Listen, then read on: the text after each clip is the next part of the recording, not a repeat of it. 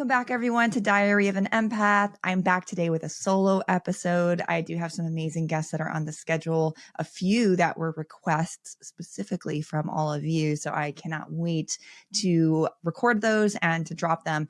But today I just wanted to hop on and talk about something that really struck a nerve with a lot of people. So I don't know if some of you know who Preston Smiles is. If you don't, run. Don't walk to follow him. Amazing, amazing energy, amazing guy who's in the coaching space. I've had him on my podcast. It was a phenomenal episode. And I just got off of a live with him. And one of the conversations that we talked about had to do with feminism.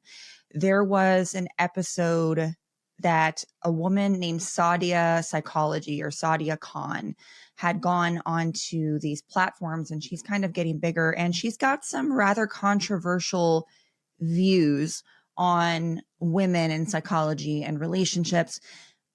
I would dare to say the female version of Andrew Tate, or even comparing to that. There are some things that I do think she's got a good point on, but there are a lot of things that I don't agree with.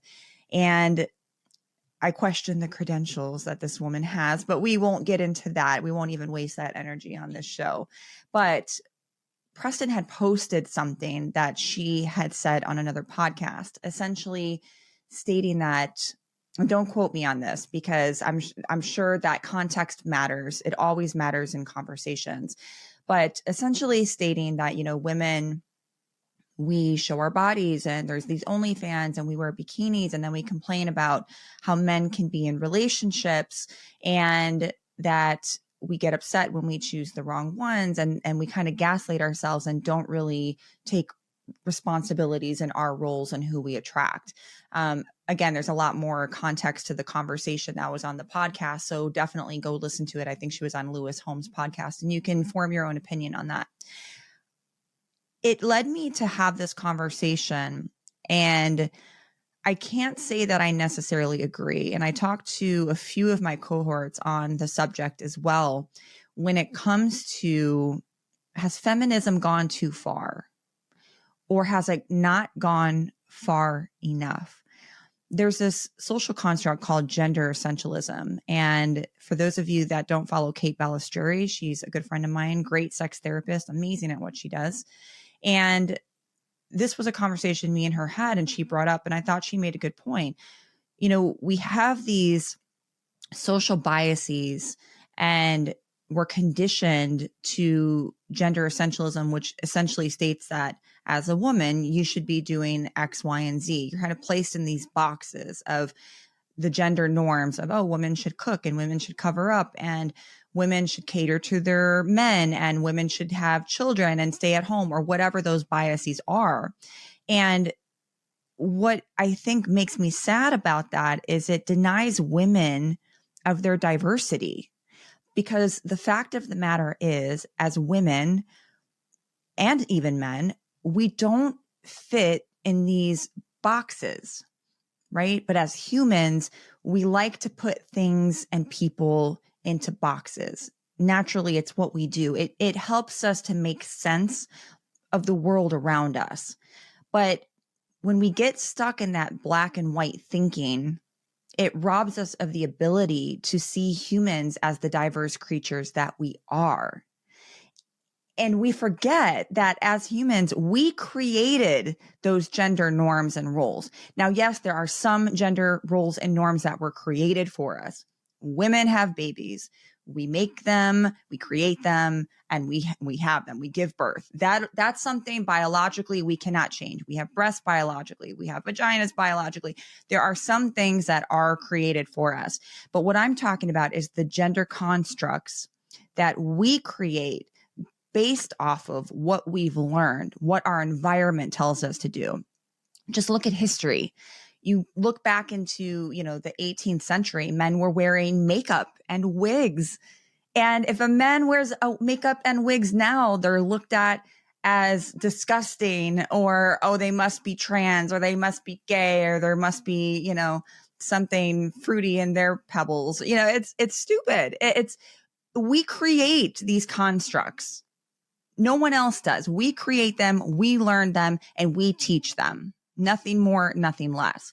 And when you put women, especially the fact, and I say women because the fact of the matter is, there was somebody in the comments too that said, oh, it shouldn't be like boys versus girls, but it is. It has been since the dawn of time. It is men versus women, because as a woman, or excuse me, as a man, you have no fucking idea what it's like to be oppressed as a woman. And yes, I'm going to say it because yes, I'm privileged because I am not a Black woman, right? So when we're talking about women of color, that is a whole other layer of oppression. But let's just stick with women. Women do not get paid as much as men. We are not equal to men. My vets that listen to this, we're definitely not equal to men in the military sector. We're not even treated as such. We're not treated equally in society. But then men will come back and say, and some women, okay, yeah, you talk about equality, but then you want the man to pay for dinner. Oh, I should have brought this up in the live. I didn't even, oh, I didn't, that was so good. But you want the man to pay for dinner, or you want the man to, open the door. And I will say, I think that's more of compatibility of what you desire and what's attractive in a sexual partner. Again, another layer. And that does fall in the category of gender norms and gender constructs. I'm not saying that you have to get rid of gender norms and gender constructs, because as humans, it's natural to do that. We like to put things in boxes to make it easier to understand. And there's always going to be gender norms and gender constructs, but we have to be really careful of being conditioned to black and white thinking, to thinking that it's the only way. So I'm not saying that gender constructs can't exist, but what's dangerous is when we think it's the only way that it can exist. So for example, I prefer a man to open my door and take the lead and pay on the first date. Susie may be like, no, I want to go half because I'll pay my own way. I'm an independent woman and blah, blah, blah. Great. It doesn't mean she's wrong. It doesn't mean that I'm wrong. It just means that this is what I prefer. And this is what I'm attracted to when it comes to a sexual partner. That is what Susie is attracted to in a sexual partner. And that really comes down to compatibility, right? It's not saying that what she's saying is right and what's wrong, and what I'm saying is right, it's wrong. Where we have to be careful is saying that this is what a woman is supposed to do. And if you're not doing X, Y, and Z, or if you're doing X, Y, and Z, it's your fault that you're attracting the partners that you are. It's your fault that men are like this and X, Y, and Z. It's not fair to place women in such a category that, again, it just robs them of their diversity, of their complexity as a woman, because women are complex creatures, and it's not fair to do that. I think Cher said it. If I want to put my tits on my back, it's none of no one's business, and I surely how can do whatever I want with my body. Women have been oppressed for so long with their bodies, with their rights to vote, with their rights to work. And it's really only in the last 50 years that we've been able to do these things. And of course, women are angry when somebody tries to hold them back because we've been held back for so long. I think you have a lot of conservative women. I find myself conservative in certain ways. There are certain things that I prefer that are a little old school, but I don't put that on anyone else. That's the difference here. We have to stop judging other people just because we don't agree with it or we don't understand it. Part of growing and part of growth is understanding things and people that you don't necessarily agree with, but are still willing to listen and understand their point of view. Doesn't mean you have to agree with it. And that's where growth happens, because if we don't listen or be willing to hear other people's points of views, we're going to stay stuck in the same mindset. Who wants to do that? I definitely didn't want to stay stuck in my 20s in that mindset. There was growth that needed to happen. And I think we need to be really, really careful of labeling women and saying like, oh, it's your fault because you're attracting this type of partner. And sometimes we do have to take responsibility. We do have to be careful of red flags and yellow flags and all that stuff. because a lot of us have trauma, and a lot of those traumas keep us back from attracting a healthy partner or from being our best and highest selves. And sometimes we do keep ourselves in these echo chambers of men ain't shit. And that's a vibrational match that you don't want to be in. But you guys know, I always say, it's not your fault though. It's not your fault you were manipulated or cheated on. And not every man's a narcissist. That's just the plain truth. But there is a large population of men who are not willing to have emotional growth. And one thing that Preston said is, like, I work with all of these amazing men, and I'm like, and that might be true. In your perspective, that might be true, because that is the clients you attract. But let's just be honest here. The good majority of men, the good majority of therapists and coaches that I know, majority of their population that they work with are women. There's a smaller population of men that get therapy. There's a smaller population of men that are willing to connect with their emotions. And there's many reasons for that. They're erasing decades and centuries of stigma on mental health and masculinity and toxic masculinity. Again, there's layers to this. There's so many reasons. And then not to mention, if you have a man of color, there's so much generational trauma on that end. So I think we have to give ourselves grace on both sides. I just want people to understand that it's okay to have different views, and it's okay that we have our environments and our histories and our traumas and our biases, because that's natural. Everybody has them. Even I have them. We all have them. But we have to be careful of labeling other people and putting them into our own boxes that we created based on our views and our traumas and our parents and their parents' parents and how we grew up, how much money we have, access to healthcare, access to education, access to resources. Not everybody had that.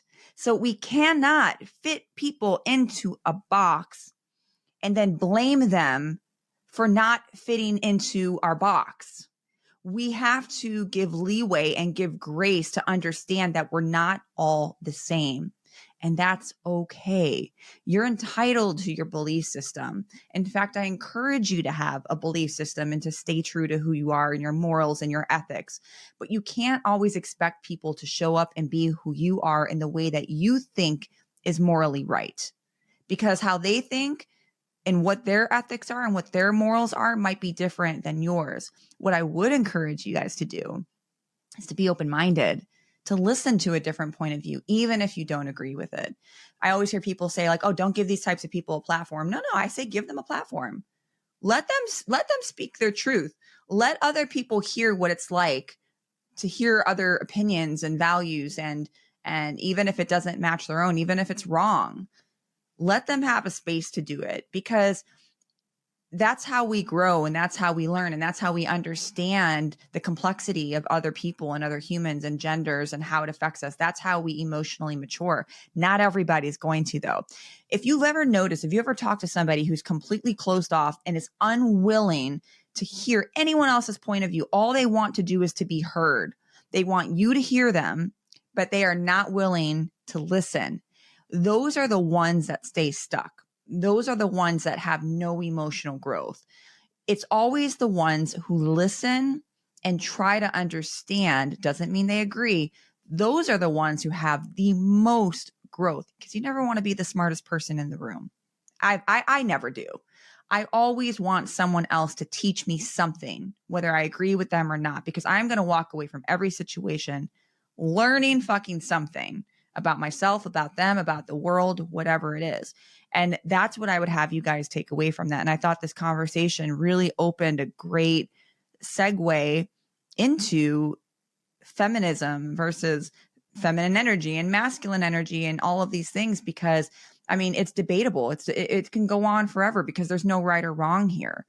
There's just, it is what it is depending on your belief system. And everybody's belief system is different. I have my opinions on the post. I think there's a lot of internal misogyny going on, lots of it. I don't agree with the original post. I don't agree with a lot of Sadia's viewpoints, but that's all they are. They're not factual. They're just opinions. And I understand that. So I'm really curious of what you guys think about this episode. If you have your opinions, please share it. Tag me. If you're on Instagram, I'm on TikTok too, but I hang out on Instagram. If you're on there, make a post. Tag me in the post. I want to hear about it. I want to hear of your opinion on this. And stay open-minded, everyone. FYI, I do have 2 therapy spots open in the state of Florida. So if you are looking for a therapist and you have United or Aetna or cash paying, I'm taking 2 clients. And I also have 2 coaching spots open, and you can be anywhere in the world for coaching. And of course, I'm still doing my readings. So I have some spots open for you guys. Cannot wait for you guys to hear what's upcoming and some of the guests. I'm absolutely excited to have some new and exclusive content for you guys. And once again, thank you for all the support. Please make sure you're hitting the follow button, because a lot of you listen to the podcast, but you don't follow the podcast, and it really, really helps the podcast. So please, please, please, please follow. And thank you for your just continued love. And I love you guys. Until next time, see you on the next episode of Diary of an Empath.